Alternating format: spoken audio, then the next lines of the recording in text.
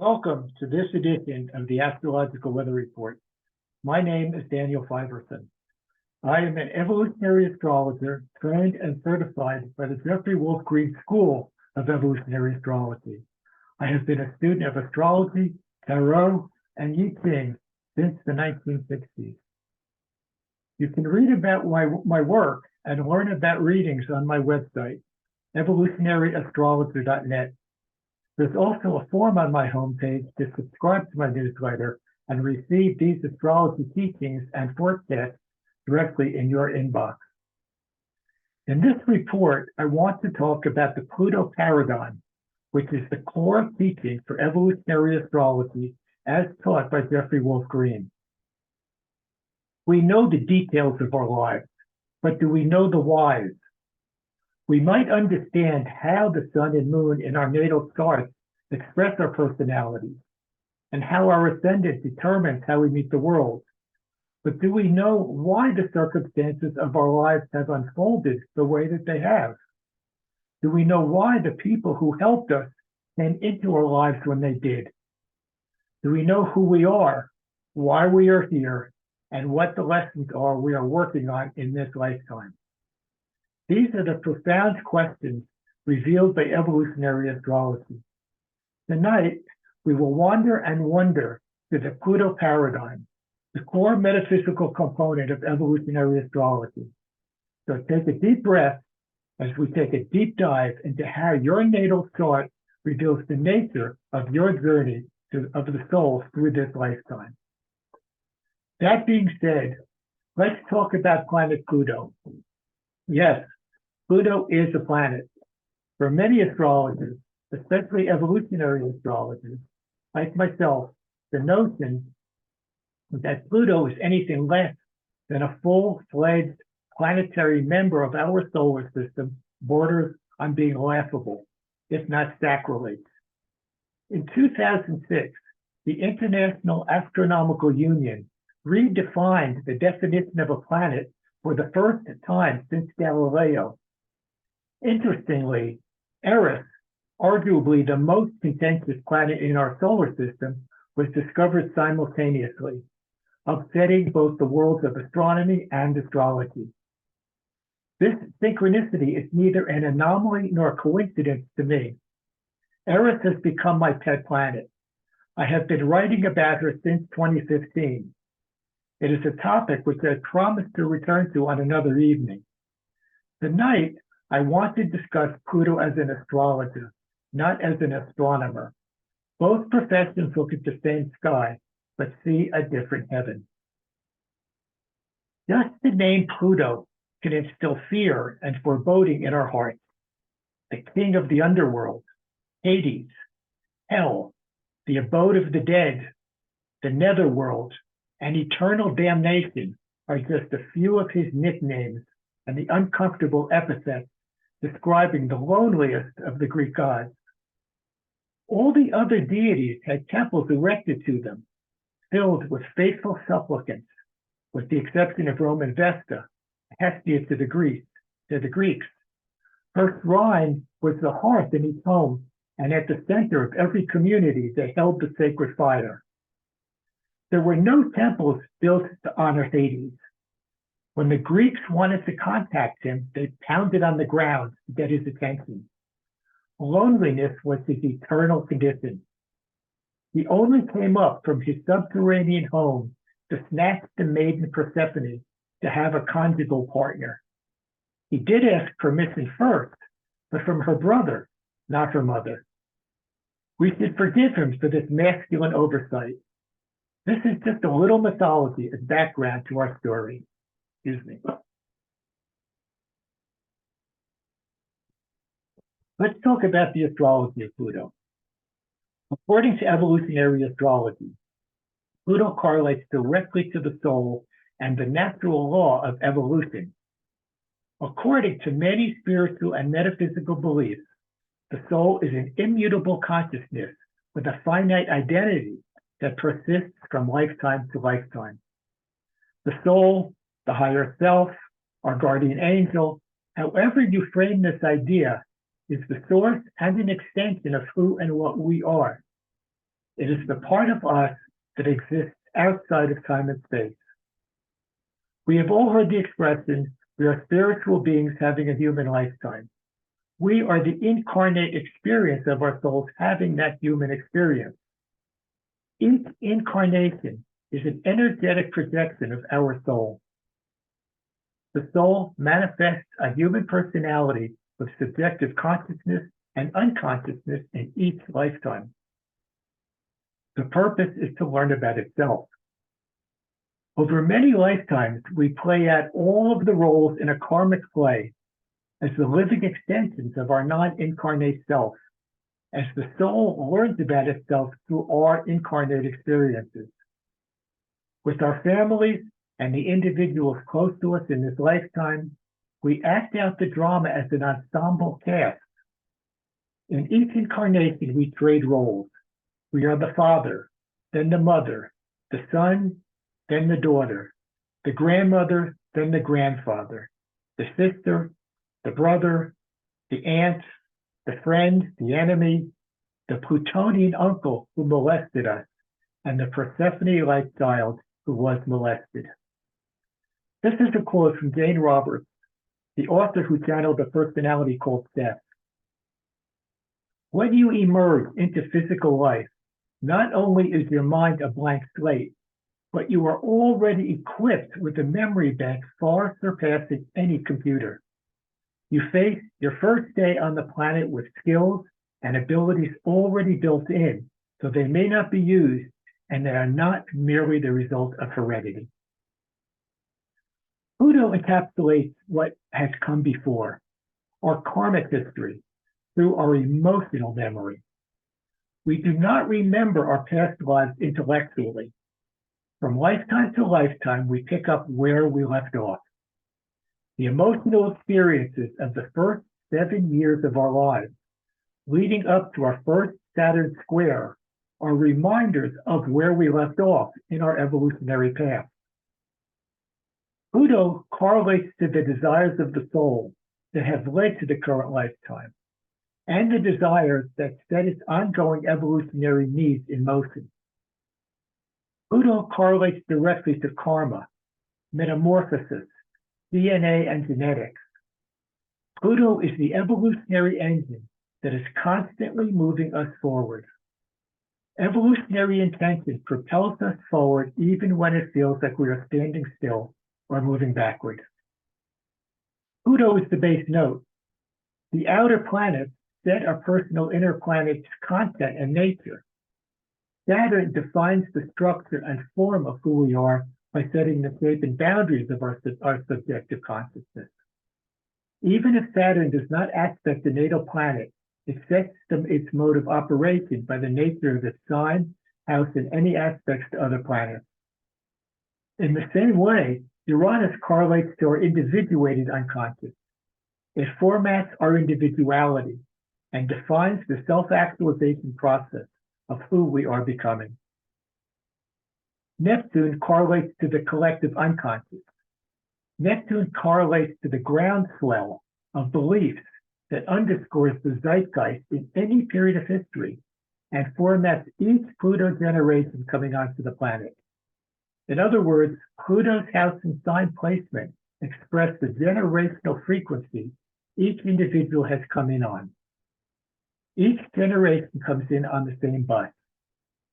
The individual identity patterns brought in from the past, the desires, beliefs, ideas, perceptions, and personal values are defined by the natal placement of Pluto and its aspects to other points in the chart. For example, for those born during the transit of Pluto in Cancer, family structure was formatted by gender. Men were Marlboro men, and women were Betty Crocker. The societal expectation was that men would go out in the world to work to support their families. Women stayed home, had babies, did the did the housework, and prepared meals. The self-actualizing Pluto and Leo generations broke that mold. Men became secretaries and house husbands. Women went into the workforce. The Pluto and Virgo generation, nicknamed Generation X, came in with a cross to bear to heal the world, and so on. Each new generation bearing the birthmark of the collective beliefs embedded in the times they were born. The French priest and scientist Teilhard de Chardin wrote, "Security is sought through saturation with earthly experience, learning through the five senses, and direct emotional experience about gender, culture, ethnicity, religion, poverty, wealth, health, and illness." The core needs for the soul and each of us in this lifetime is security. The soul seeks security and spins off its incarnations to find its sense of security through self-awareness. Each personality that the soul creates expresses the evolutionary necessities that the soul seeks for security. We learn through direct emotional experience, through our emotional body, not intellectually or by mental constructs. The water signs, Cancer, Scorpio, and Pisces, comprise our emotional nature. The water signs are an archetypal triad that traces the growth of consciousness. The moon and Cancer, the sign it rules, correlate directly to security. The moon is the emotional body. Our emotions are the body's litmus test for security. The moon responds or reacts through our emotional experiences in each moment. It is the most conscious part and is the focal point of our awareness. Each personality the soul manifests as an ego, which correlates to the moon. The moon is the focal point for our self-image. It is how we see ourselves. The moon performs the function of the lens on a movie projector. Without the lens, there is no clear image.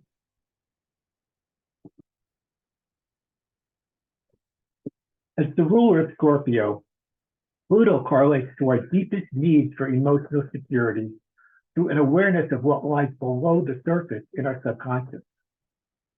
Spiritual bypass occurs when the Scorpio process is skipped over. We bury the parts of ourselves that we don't like in the recesses of our subconscious. This is called soul loss in shamanism. The awakening process requires that we go down into our underworld to recover what we buried there. Unless we do the inner work by going down into our underworld to recover what has been lost and hidden, we cannot awaken. Hermes, Mercury to the Romans, was the only god who could enter and leave the underworld unharmed. We all have Mercury in our charts. We must use our cognitive skills to safely go down into our underworld and restore the parts of ourselves that have been splintered off. Pisces correlates to ultimate truth and unconditional love. It connects us to that which is greater than ourselves. It correlates to washing away all the false perceptions and agendas that maintain our separateness.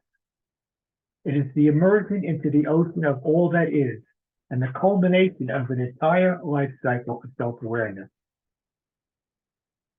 Through lifelong patterns of emotional experiences, Pluto generates the circumstances, relationships, and experiences that move us along our evolutionary path.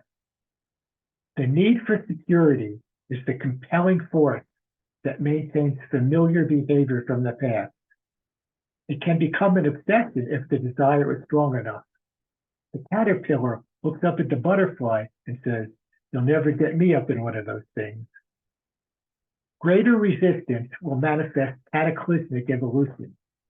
Non-resistance will produce slow, gradual development.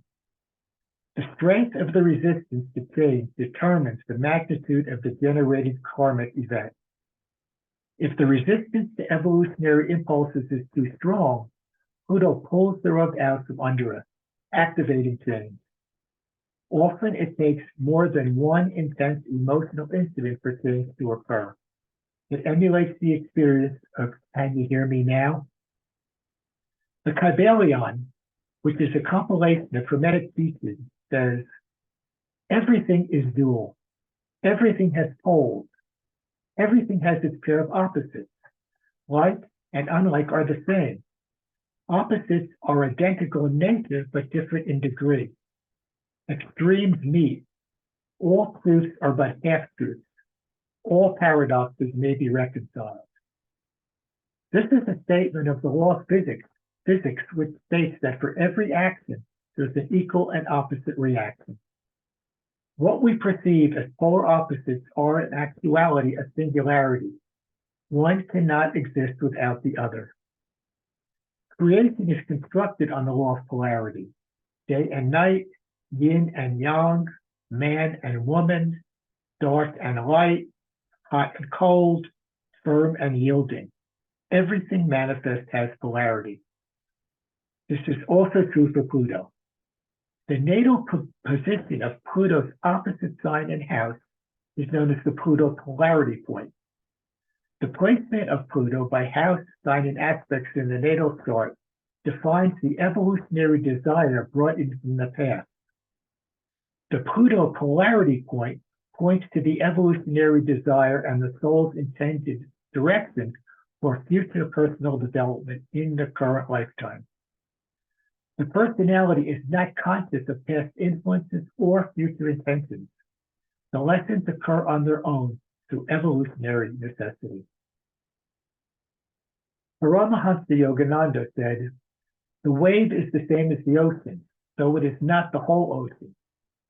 So each wave of creation is a part of the eternal ocean of spirit. The ocean can exist without the waves, but the waves cannot exist without the ocean."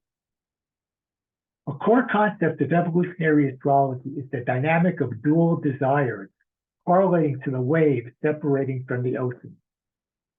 The wave's crest correlates to the moon, our immediate connection to the world around us. Our desires center around what make us feel secure.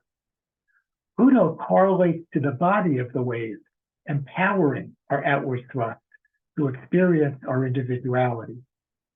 Neptune correlates to the moon, the source of all that is. Neptune correlates to the ocean, the source of all that is. As the wave arches from the sea, it feels separate, and it sees itself only as the wave. Over time, the wave arches back into the great body of water from which it came, and recognizes that it is not just the wave, but also the sea. This analogy describes that there are two coexisting desires within the soul. The first desire is to separate from the soul, like the wave that believes it is separate from the ocean. The second desire is to return to the source of its creation, just as the wave must eventually recognize that it is merely an extension of the sea. The interaction between these two opposing forces, to separate and to return, generates each lifetime personal experiences and circumstances. Desire is the engine that drives this duality. Mars, the lower octave of Pluto, is the leading edge, cutting edge of our evolution. Mars determines what we need and the choices we must make according to our needs for security. Actions lead to reactions. This is what we call karma. We reap what we sow. It is neither punishment nor retribution, simply the unfinished business carried over into this lifetime. Evolution is based on the progressive elimination of all of the separating desires. All of these separating desires diminish. As these separating desires diminish, the desire to return to the source increases and becomes more dominant in our consciousness. Desire determines the choices that we think we need. Each desire drives us towards a certain goal. In each case, we are not done with it until we are done. Like water, we must fill up every space we pass through before moving on. Over many lifetimes, we gradually exhaust the agenda of separating desires. Our consciousness and our place on the evolutionary path determine the nature of our karmic necessities. Evolution is not a theory, it is a fact. When we look at a natal chart, how do we determine how the planetary archetypes are expressed? Does the Pisces moon imply someone who is a drug addict or an alcoholic, or are they someone with compassion and understanding for everyone they meet with an open heart? We are all on the same path, but at different mile markers. These evolutionary conditions are essential because it is how the archetypes in a natal chart work. Our evolutionary conditions will determine the lessons and karmic necessities we'll encounter. Jeff Green described 4 conditions of the soul called evolutionary states. Along this pathway, our choices reflect our current mile marker. Jeff calls the first evolutionary state dimly evolved. It correlates to a lifetime of limited consciousness that results from different karmic causes, needing to complete a certain remedial evolutionary lesson. Jeff describes it as either souls evolving into human consciousness from other life forms, such as animals and plants, or souls that are de-evolving backwards into this condition due to karmic causes. As we emerge from the animal kingdom, the evolutionary condition we first work through is called the consensus state. In consensus, the desire is to be like everyone else. There is safety in the herd. In the animal kingdom, we learned that being part of the herd ensures survival. The gazelle that separates from the herd is the one that the lioness will take home as dinner for her cubs. We want to dress like others, talk like others, think like others, and be like others. We want what others have. We want to learn how to play the game and get ahead. It is herd mentality. Sameness and uniformity are the safety net. Progressively, the soul exhausts one separating desire after another: relationships, sexuality, material possessions, physical beauty, wealth, power, status, family, career, the list goes on. As each desire is fulfilled, a temporary sense of satisfaction is achieved, but an even greater one is necessary to feel satisfied. In the consensus state, there is acceptance of what religious leaders say without questioning it. If their priest says that astrology or tarot is Satan worship, they believe it, rather than experience or learn about it to make up their own mind.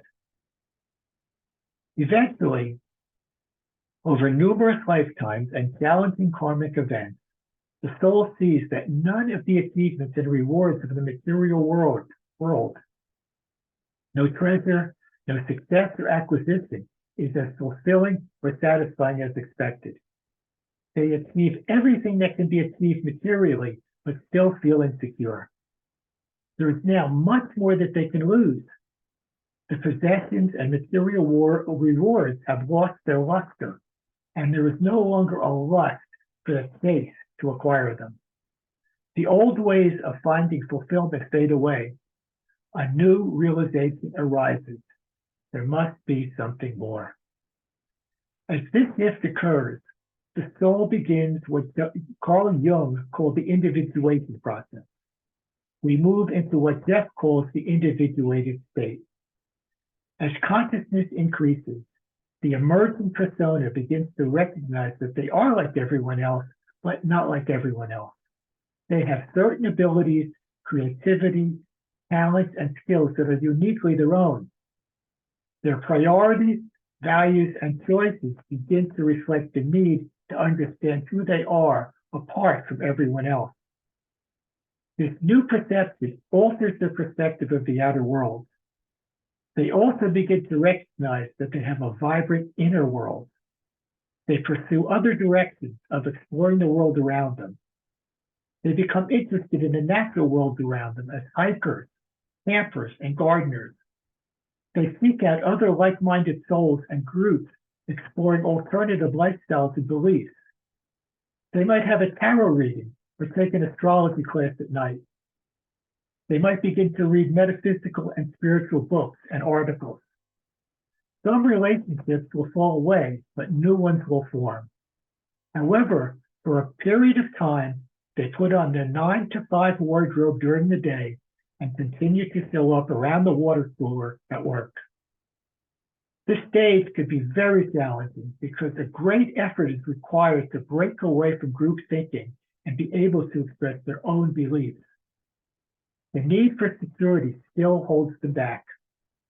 Over time, karmic necessity will continue to create pressures to release the resistance to the new influences, creating crises that compel the individual to change and adapt to the new impulses they are experiencing.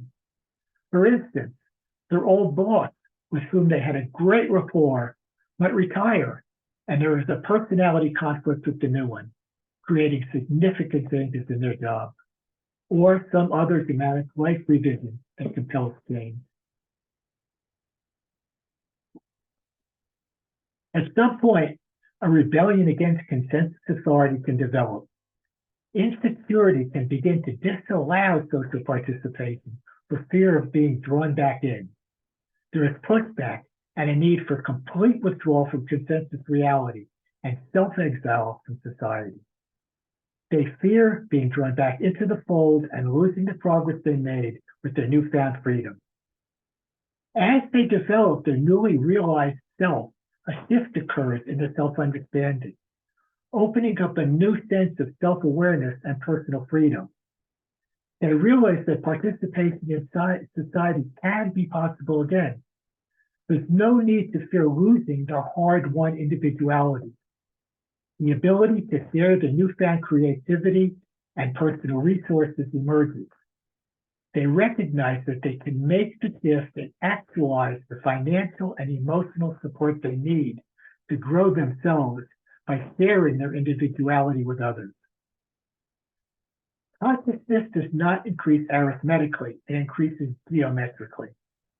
As awareness increases, the soul's second, very singular desire begins to emerge, the desire to return to source. They begin to realize that they are the waves and the ocean simultaneously. And awareness opens that there are two kinds of law. Man-made law that supports arbitrary, often subjective, consensus-oriented rules and regulations based on self-interest. And there is natural law, the foundation of life. Natural law is the fundamental framework that permeates all of reality. There are no straight lines in nature. Everything in the universe develops according to its inherent design. Natural law is the basis of the teachings like the Ten Commandments, the Upanishads, and the Hermetic Principles. It teaches love, compassion, altruism, life after death, wisdom, and truth.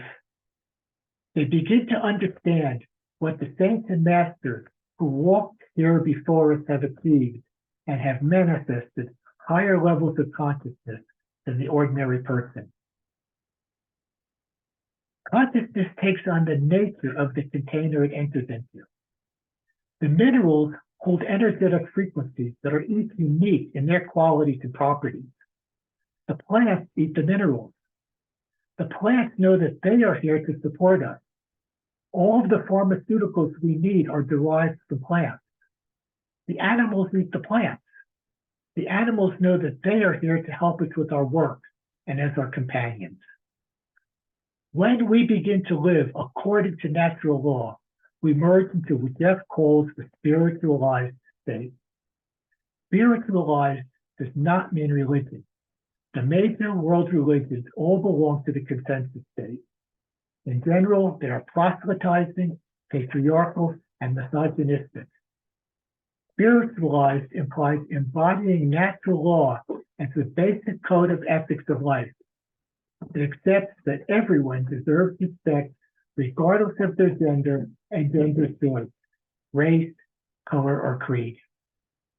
Essentially, it expresses that there's only one of us on the planet. What affects you affects me. This is basic Earth. We're all headed in the same direction. The Earth is us. It is the recognition that all the masters and teachers who walked on the planet before us left as the same message, that God is love, universal truth, and unconditional love are the magnetic attraction that connects all of life. It is the recognition that everything in nature is conscious. As astrologers, when a new client comes in for a reading, we must first ask some questions to determine where this person is on the spectrum of evolutionary conditions. Generally, their work in the world reveals what mile marker they are at. It is also important to know about their early childhood relationships with their parents and siblings.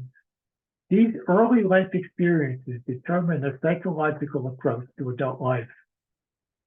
Lunar and planetary nodes are important markers in a natal chart. Any node is the intersection of the planetary or lunar orbit and the Earth's orbit around the sun. No physical body is in space, but it emanates a vibrant frequency. The moon's nodes are the most well known. The lunar south node holds the composite of our most recent moons, our emotional patternings from the past. The moon is how we see ourselves. The lunar south node is our most familiar self, who we are, and how we react by default. It is where we go emotionally, automatically by nature. The lunar north node is the direction that our soul intends for us to pursue. It is a pathway fertilized with karmic potentials. These potentials, however, must be consciously engaged with to be activated. There is more than one potential future. It is our natal moon in this lifetime that is the decision point. Mars, the lower octave of Pluto, is the leading edge of our evolution. In the present moment, our choices, driven by Mars, can reimagine, find a new positive understanding of the past, and not repeat the same emotional patterns. This is the shift that opens the way to a different future. Each of the planets in our natal chart has the north and south nodes. Jeff Green stated that each planetary nodal pathway is the evolutionary bridge from past to future, anchored in the present lifetime planetary archetype. Like the lunar nodes, the planetary south nodes correlate to the past life dynamics created by the soul that has led to current life. The natal planetary position brings the past forward. The north node of the planet correlates to the soul's ongoing evolutionary journey. The Pluto polarity point is the bottom line evolutionary intent for the soul in each life. This primary cause activates the other planet's north nodes to actualize according to that primary evolutionary intention. The natal planet integrates the past and the future in each moment of life. Pluto's nodes take approximately 24,000 years to complete a single orbit. They spend roughly 2,000 years in a single sign. Everyone on the planet now has Pluto's nodes in the same sign, but in different houses. They may or may not be an aspect to natal planets. It doesn't matter. In evolutionary astrology, the planet, the sign, and the house are the same archetype. Think of it as a dramatic play. The planet is the actor. The sign is the costume that the actor is wearing. The house is the stage upon which the play is taking place. The archetype of the house placement of Pluto's nodes is the format of their karmic frequency according to the 12-letter astrological alphabet that sequences the archetypes from Aries through Pisces. Similar in concept to the lunar nodes, the south node of Pluto correlates to the past. The north node correlates to the future. At the fulcrum of that transverse polarity is the current Pluto placement. The south node of Pluto in a natal chart describes the evolutionary patterns from the past and the karmic lessons the soul was working on. Currently, for all of us, the base node of planet Pluto dynamics is expressed through Cancer Capricorn. Cancer is ruled by the moon, correlating to our emotional nature and the emotional experiences we attract relative to the position of our natal moon. Past experiences have been formatted by the need for emotional security and embedded in ancestral patterning. Linda Johnson, who was one of Jeffrey's students and who edited most of his books, said, Via the south node of Pluto in Capricorn, we are revisiting the time of the patriarchal takeover that metamorphose, eliminate, and dissolve the artificial structures, dynamics, beliefs, memories, conditionings, and behavioral patterns of the past. First sighted in 1930, around the time of the discovery of atomic energy, Pluto correlates to the exercise of power. The dynamics of power work in three ways. We self-empower ourselves and stand in our power. Someone takes our power away, or we willingly give our power away. Often it is some combination of all three.